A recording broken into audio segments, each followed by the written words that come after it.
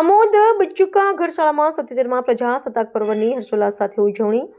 ભૂલકાઓના શિસ્તબદ્ધ પ્રદર્શને સૌના દિલ જીત્યા. આમોદ શહેરની પ્રતિષ્ઠિત શૈક્ષણિક સંસ્થા બચ્ચુકા ઘર ખાતે 77મા પ્રજાસત્તાક દિવસની ઉજવણી અત્યંત આદરપૂર્ણ અને રાષ્ટ્રભક્તિના માહોલમાં કરવામાં આવી હતી.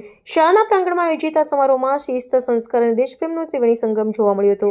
મોટી સંખ્યામાં વાલીઓ અને ગ્રામજનોની ઉપસ્થિતિએ કાર્યક્રમની શોભામાં અભિવૃદ્ધિ કરી હતી. કાર્યક્રમની શરૂઆત પવિત્ર તિલાવતે કુરાન દ્વારા આધ્યાત્મિક વાતાવરણમાં કરવામાં આવી હતી. ત્યારબાદ મુખ્ય મહેમાનોના હસ્તે રાષ્ટ્રધ્વજ ફરકાવવામાં આવ્યો હતો. તિરંગાને સલામી આપતી વખતે સમગ્ર શાળા પરિસર જય હિન્દ અને દેશભક્તિના નારાઓથી ગુંજી ઉઠ્યું હતું. આ પ્રસંગે મંચ પર મહાનુભાવો તરીકે પ્રમુખ સ્થાને મૌલાના આતિબ સાહેબ બરોડવી, વિશેષ અતિથિ તરીકે મૌલાના રફીક અતિથિ બરોડવી, ટ્રસ્ટી મોહમ્મદ તાયા બસીર રાણા તેમજ અગ્રણીઓના મૌલાના યુસુફ નાલા, મૌલાના યુસુફ બરકોડરા અને સેક્રેટરી ઇબ્રાહીમભાઈ ઉપસ્થિત રહ્યા હતા.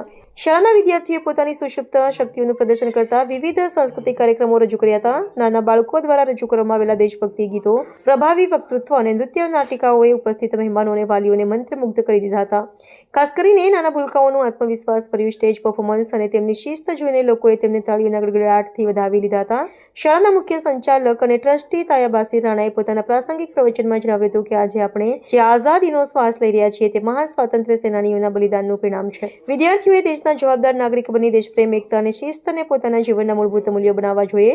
શાળાના સ્ટાફ મિત્રોના સુવ્યવસ્થિત આયોજન અને સક્રિય મહેનતે કારણે સમગ્ર કાર્યક્રમ ખૂબ જ ગૌરવપૂર્ણ રહ્યો હતો.